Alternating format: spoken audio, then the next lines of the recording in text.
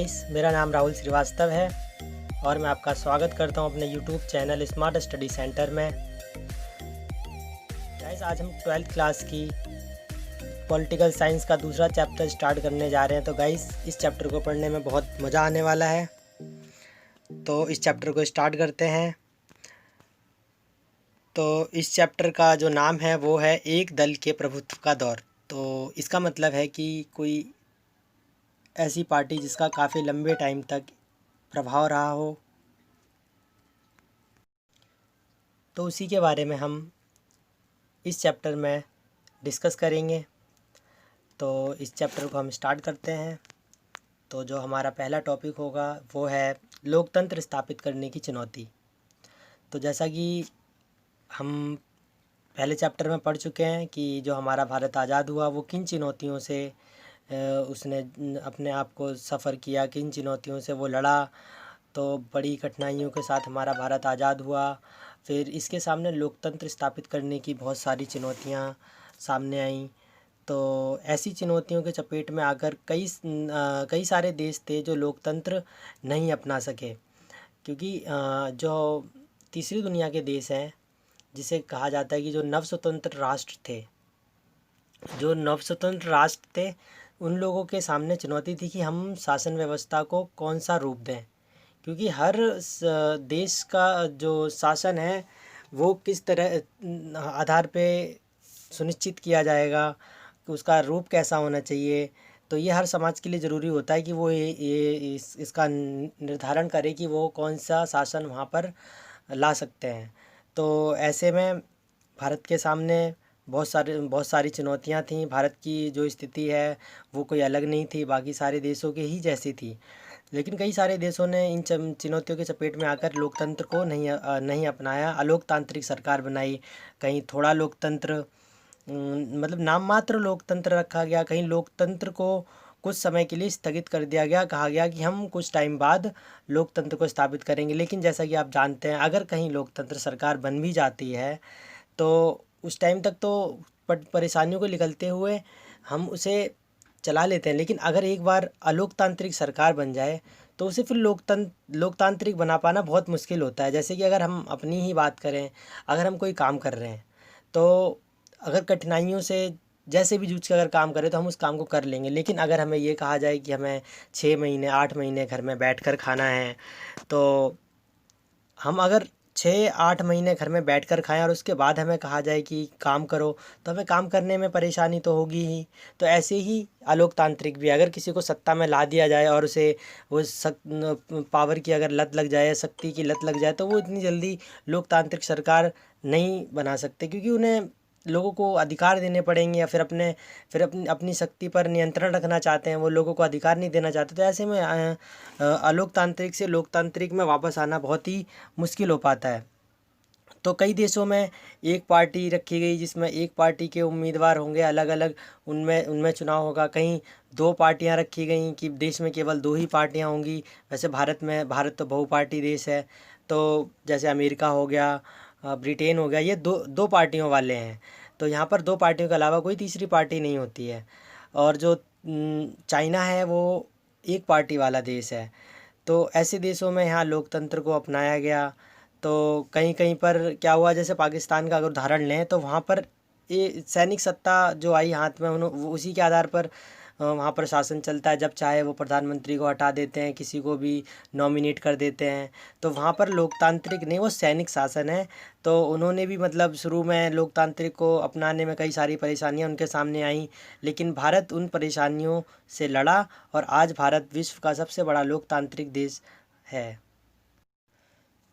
तो हमारे भारत के सामने चुनौतियाँ भी बहुत सारी थीं, और अन्य जो देश थे, जो नव स्वतंत्र राष्ट्र थे, उनसे भारत की परिस्थिति अलग भी नहीं थी।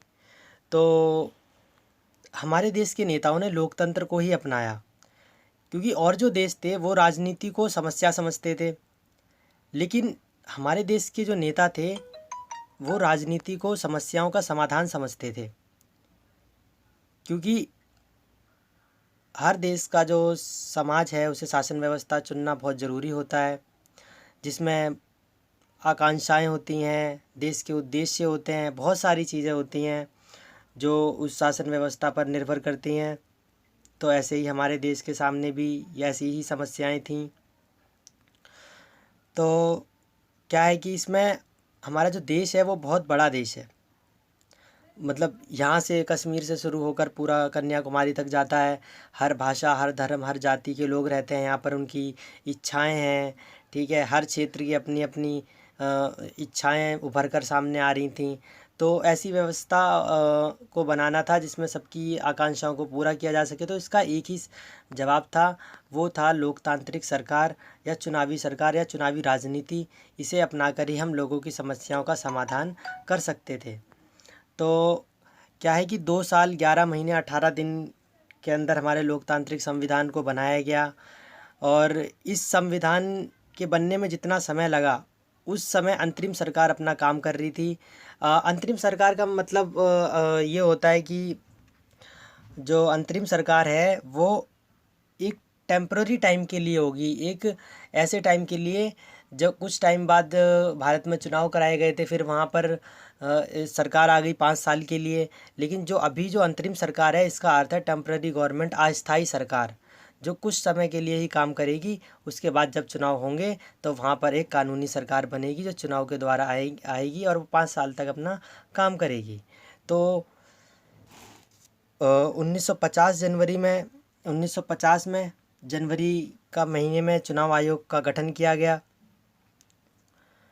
तो जब चुनाव आयोग का गठन किया गया तो जो इसके अध्यक्ष थे, इसके आयुक्त थे, वो शिव कुमार सेन। तो जहाँ पर ये मैं बता रहा हूँ आपको, ये शिव कुमार सेन पहले चुनाव आयुक्त बने, ठीक है। तो इनसे चुनाव आयोग से उम्मीद ही यही की जा रही थी कि अगर इसका गठन 1950 में हुआ है तो 1950 में आम चुनाव भी हो जाने चाहिए, इसमें वक्त नहीं लगना चाहिए। लेकिन ऐसा नहीं हुआ। ऐसा इसलिए नहीं हुआ कि भारत एक बड़ा देश है, तो चुनाव कराने के लिए बहुत सारी ज़रूरतें होती हैं। तो ये कोई आसान कार्य नहीं था कि चुनाव आयोग ने पाया कि भारत में चुनाव करवाना बहुत ही मुश्किल कार्य है। निष्पक्ष चुनाव, किसी तरीके से कोई धांधली नहीं होनी चाहिए। तो फिर चुनाव क्षेत्रों को तय करना, सीमांकन करना, फिर मतदाता सूची को तैयार करना, तो ये सारी चीज़ें हैं। यहाँ वयस्क मताधिकार, मतलब शुरू में जो मताधिकार था वो 21 साल था, लेकिन राजीव गांधी की सरकार में इसे 18 साल कर दिया गया। तो ऐसे जो मतदाता हैं उनकी सूची को तैयार करना यह बहुत ही कठिन कार्य था। तो इसमें लगभग 40 लाख महिलाओं का नाम दर्ज होने से रह गया। वो इसलिए रह गया क्योंकि जब इस मतदाता सूची को बनाया गया था तो क्या था कि इसमें मतदाता सूची को बनाने में लोगों ने जो जो चुनाव आयोग के जो लोग थे, तो उन्होंने जो मतदाता सूची को जो तैयार किया, महिलाओं की मतदाता सूची को तो इस तरीके से तैयार किया जैसे वो अला की बेटी है, फलां की बेटी है, इस तरीके से। तो इस जो नामांकन को क्या किया, उस जो हमारा ये चुनाव आयोग है उसने इसे खारिज कर दिया कि हम इस तरह की नामांकन को स्वीकार नहीं कर सकते। तो आप ये देख रहे हैं, अला की बेटी, फलां की बेटी, इस तरीके से एक नामांकन तैयार किया गया, लेकिन इसे खारिज कर दिया गया। तो इसके बाद क्या हुआ कि जो मतदाता सूची है उसे तैयार करने में काफ़ी टाइम लगा, क्योंकि जब चुनाव जो मतदाता की संख्या देखी गई तो उस समय जो मतदाता की संख्या थी भारत में वो 17 करोड़ मतदाता थे, जिसमें इन्हें विधायक भी चुनने थे। तो 3200 विधायक और 489 वो सांसद चुनने थे, ठीक है। तो इन मतदाताओं में क्या था कि मतलब क्या बोलते, पढ़े लिखे लोग भी नहीं थे हमारे भारत में, जो चुनाव के लिए बहुत ज़रूरी होता है। जैसे कि बहुत सारे देश जो हैं वो यही मानते हैं कि मतलब लोग पढ़े हुए होने चाहिए इसमें, ये सब बहुत सारी चीज़ें ऐसी थी, ठीक है। तो इसमें क्या था कि चुनाव कर्मियों का भी, इसमें अधिकारियों का भी उन्हें लगाना था कि चुनाव के काम के लिए, कि चुनाव को आगे किस तरीके से करवाना है, उसके लिए बहुत सारे अधिकारियों को वहाँ पर नियुक्त किया गया।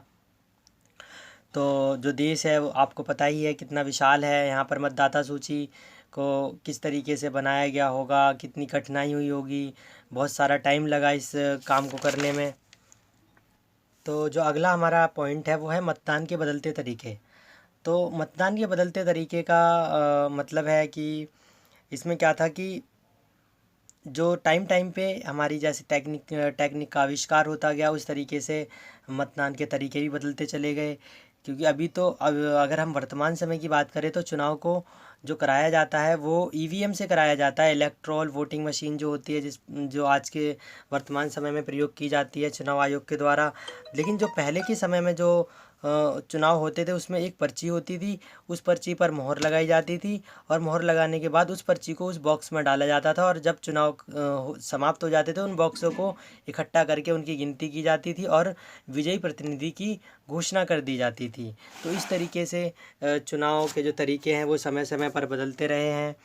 तो जब चुनाव हो गए तो बहुत सारे इतिहासकार जो संपादक थे, समाचार के संपादक थे, उन्होंने विश्व का इस चुनाव को, हमारे जो ये चुनाव थे, इसे विश्व का सबसे बड़ा जुआ बताया। तो वो लोग एक आलोचना कर रहे थे कि भारत में लोकतंत्र सही तरीके से नहीं चल पाएगा। तो इंडियन सिविल सर्विस के जो नुमाइंदे थे, जो अंग्रेज़ों का जो दावा था वो ये था कि इसमें जो आने वाला वक्त है वो बहुत ज़्यादा नौटंकी वाला साबित होगा। यहाँ पर चुनाव बहुत ज़्यादा नौटंकी वाले होंगे, यहाँ पर लोकतंत्र ऐसे आलोचनाएं निकल कर आ रही थी। लेकिन जब जो हमारा जो चुनाव है, जो 1951 अक्टूबर से 1952 फरवरी तक चुनाव करा दिया गया, तो इसमें क्या है, जब ये चुनाव हो गया जब इसकी घोषणा हुई तो कई सारे जो उम्मीदवार थे उन लोगों ने इसे निष्पक्ष बताया। तो जब इसकी घोषणा आई तो इसमें जब चुनाव को सफल हो गया ये चुनाव, तो जो ये आलोचक थे इनके मुंह पर ताला लग गया, क्योंकि हमारा जो चुनाव था वो सफल हो गया था। और जो इन लोगों ने, जो संपादकों ने और अंग्रेज़ों ने जो हमारे चुनाव पर जो आलोचनाएं की थी, उनके लिए ये एक करारा जवाब था कि एक ऐसा भी देश हो सकता है जो गरीब हो, अर्थव्यवस्था में कमज़ोर हो, लेकिन लोकतंत्र को कहीं भी लाया जा सकता है। यह जवाब था और देशों के लिए और पूरे विश्व के लिए ये एक प्रेरणा थी कि लोकतंत्र को अपनाने के लिए धनी होना या शिक्षित होना इसकी आवश्यकता नहीं थी। ये भारत ने पूरे विश्व में साबित कर दिया था। तो इस चुनाव में आधे से ज़्यादा लोगों ने वोट दिया। तो आधे से ज़्यादा लोगों ने वोट दिया और वोट देने के बाद भारत ने एक इतिहास रचा कि लोकतंत्र को कहीं भी अपनाया जा सकता है। तो भारत आज विश्व का सबसे बड़ा लोकतांत्रिक देश है, जहाँ पर चुनाव कराए जाते हैं, सरकारें बनती हैं। तो विश्व आज अपनी लोकतांत्रिक व्यवस्था में अपनी एक अलग पहचान बना चुका है। तो इस वीडियो में हम यहीं तक पढ़ते हैं। तो जब हम अगला पढ़ेंगे तो हम इसमें ये वाला पॉइंट हम यहाँ से स्टार्ट करेंगे कि पहले 3 चुनावों में किस तरीके से कांग्रेस का प्रभुत्व रहा है।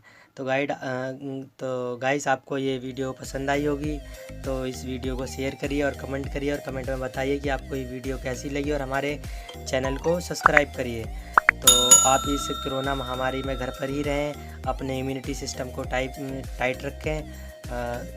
ये वीडियो देखने के लिए धन्यवाद।